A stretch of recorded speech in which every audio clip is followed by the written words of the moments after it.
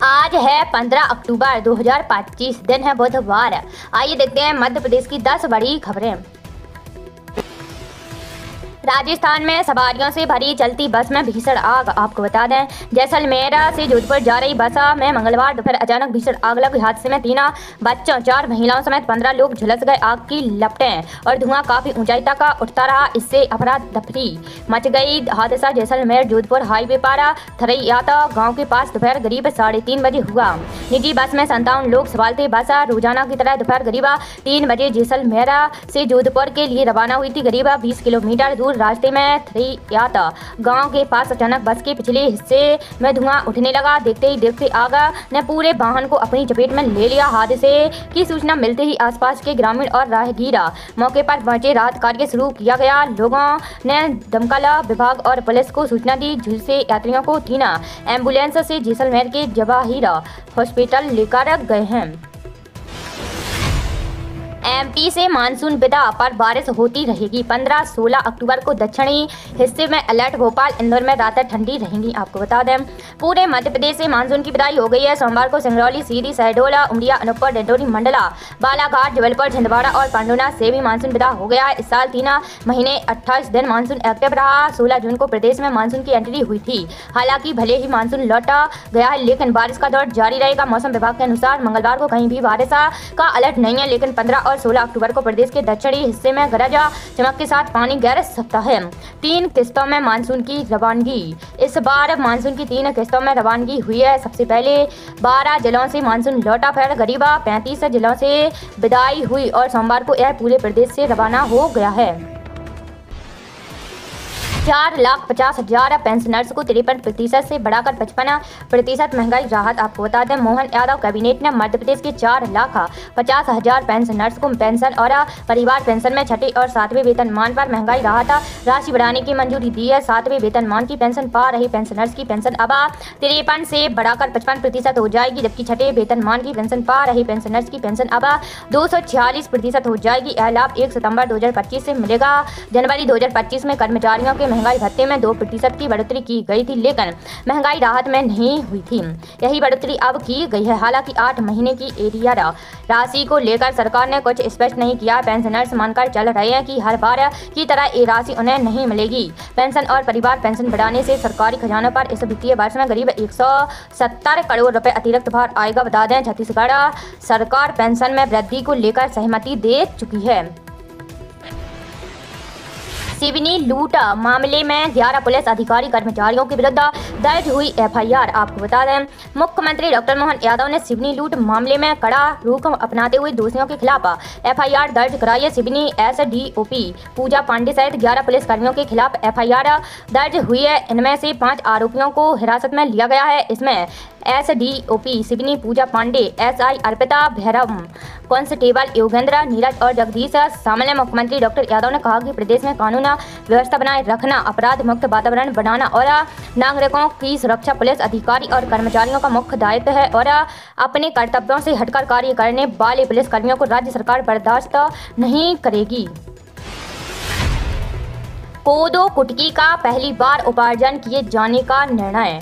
आपको बता दें, मुख्यमंत्री डॉक्टर मोहन यादव की अध्यक्षता में मंत्रिपरिषद की बैठक मंगलवार को मंत्रालय में संपन्न हुई।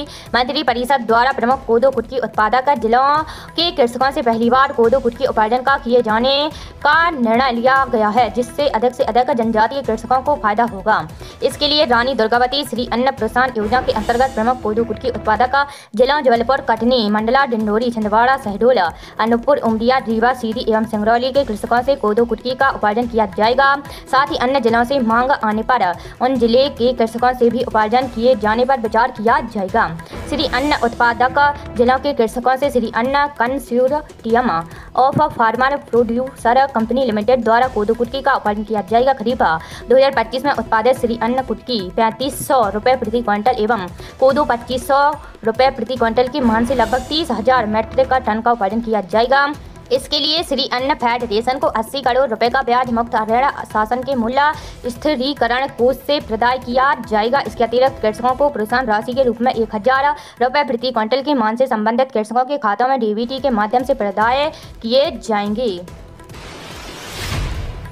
जल शक्ति मंत्रालय ने मीडिया इंटर्नशिप प्रोग्राम की घोषणा की। कॉलेज छात्रों को हर महीने मिलेंगे 15,000 रुपये। आपको बता दें, जल शक्ति मंत्रालय ने आज एक नया इंटर्नशिप कार्यक्रम शुरू करने की घोषणा की है, जिसके तहत देश भर के कॉलेज और विश्वविद्यालयों के छात्रों को मंत्रालय की मीडिया और सोशल मीडिया गतिविधियों से जुड़ने का अवसर मिलेगा। इस कार्यक्रम में चुने गए उम्मीदवारों को हर महीने 15,000 रुपये का मानदेय और इंटर्नशिप पूर्ण करने पर प्रमाण पत्र दिया जाएगा। मंत्रालय के जल संसाधन, नदी विकास और गंगा संरक्षण विभाग के मुताबिक यह इंटर्नशिप कार्यक्रम उन छात्रों के लिए जो किसी मान्यता प्राप्त विश्वविद्यालय या संस्थान से स्नातक, परास्नातक या शोध स्तर पर जनसंचार के क्षेत्र में पढ़ाई कर रही हैं।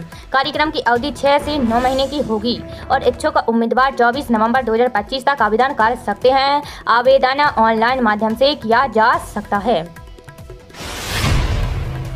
सोयाबीन किसानों के लिए भावांतर योजना की स्वीकृति। आपको बता दें, मंत्रिपरिषद द्वारा खरीफ वर्ष 2025 में प्रदेश के सोयाबीन के किसानों को लाभान्वित किए जाने के लिए भारत सरकार की प्राइज डिफिसिट पेमेंट स्कीम लागू की गई है, जो प्रदेश में भावांतर योजना कहलाएगी। प्रदेश में सोयाबीन भावांतर योजना के अंतर्गत 24 अक्टूबर 2025 से 15 जनवरी 2026 तक सोयाबीन का विक्रय राज्य की अधिसूचित मंडियों में किया जाएगा। प्रदेश की मंडियों में 14 दिवस के सोयाबीन के विक्रय मूल्य के औसत के आधार पर सोयाबीन के मॉडल रेट की गणना की जाएगी। न्यूनतम समर्थन मूल्य से विक्रय दर मॉडल रेट अंतर की राशि पंजीकृत कृषकों के पोर्टल पर दर्ज बैंक खातों में डीबीटी के माध्यम से अंतरित की जाएगी। एमएसपी 5,238 रुपये है। अब ईपीएफ खाते से पूरा पैसा निकाल सकेंगे कर्मचारी। आपको बता दें, देश के सरकारी और प्राइवेट संस्थानों में काम करने वाले करोड़ों कर्मचारियों के लिए एक बहुत बड़ी खबर है। अब लाखों कर्मचारी अपने ईपीएफ खातों में जमा रकम में से 100% पैसे निकाल सकेंगे। कर्मचारी भविष्य निधि संगठन ने सोमवार 13 अक्टूबर को अपने 7 करोड़ से अधिक सदस्यों को आंशिक निकासी के नियमों में बड़ी छूट दी है। अब सदस्य अपनी पात्र राशि का 100% तक निकाल सकते हैं, जिसमें कर्मचारी और नियोक्ता के हिस्से दोनों शामिल हैं। दिवाली से पहले दिल्ली वालों को बड़ी खबर है। पानी के बिल को लेकर सरकार ने लागू की ये योजना। आपको बता दें, दिवाली से ठीक पहले दिल्ली वासियों के लिए बड़ी खबर है।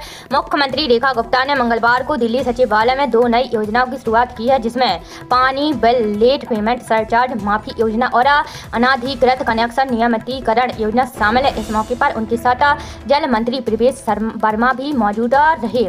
सरकार का कहना है कि दिल्ली जल बोर्ड लंबे समय से भारी कर्ज के बोझ तले दबा हुआ है, जिसके कारण उपभोक्ताओं को बिल और नए कनेक्शन को लेकर लगातार दिक्कतें झेलनी पड़ रही थी। इन योजनाओं का उद्देश्य आम लोगों को राहत देना और जल बोर्ड की व्यवस्था को पटरी पर लाना है।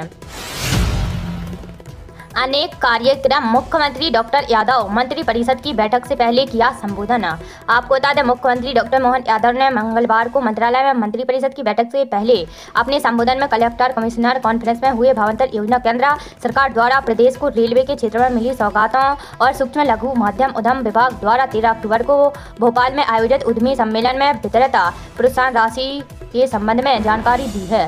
मुख्यमंत्री डॉक्टर यादव ने दीपावली, गोवर्धन पूजा और मध्य प्रदेश स्थापना दिवस के संबंध में भी चर्चा की है। उन्होंने कहा कि इस वर्ष के स्थापना दिवस की थीम उद्योग एवं रोजगार वर्ष होगी। उन्होंने कहा कि सभी विधानसभा क्षेत्रों में आत्मनिर्भर भारत, आत्मनिर्भर मध्य प्रदेश विषय पर भी कार्यक्रम आयोजित किए जाए। इन गतिविधियों में उद्योग लगाने वालों से लेकर रोजगार पाने वालों तक को शामिल किया जाए। मुख्यमंत्री डॉक्टर यादव ने कहा कि भावांतर योजना के अंतर्गत पंजीयन 3 अक्टूबर से आरंभ हुआ है, जो 17 अक्टूबर तक चलेगा। एमएसपी से कम कीमत पर सोयाबीन बिकता है तो किसानों के घाटे की भरपाई भावांतर योजना के तहत सरकार द्वारा की जाएगी। किसान पहले की भांति मंडियों में सोयाबीन का विक्रय करेगा। मुख्यमंत्री डॉक्टर यादव ने केंद्रीय मंत्रिमंडल द्वारा रेलवे मल्टी ट्रैकिंग परियोजना को दी गई मंजूरी के लिए प्रधानमंत्री नरेंद्र मोदी का आभार मानते हुए कहा कि इससे प्रदेश को बहुत लाभ होगा। प्रदेश में 237 किलोमीटर लंबी इटारसी भोपाल बीना चौथी लाइन और गुजरात व मध्य प्रदेश के बीच 259 किलोमीटर लंबी बड़ोदरा रतलाम तीसरी और चौथी लाइन को मंजूरी मिली है। इससे पर्यटन के साथ साथ कोयला, कंटेनर, सीमेंट, फ्लाई ऐश, खाद्यान्न, इस्पात आदि के परिवहन के लिए अतिरिक्त सुविधा मिलेगी।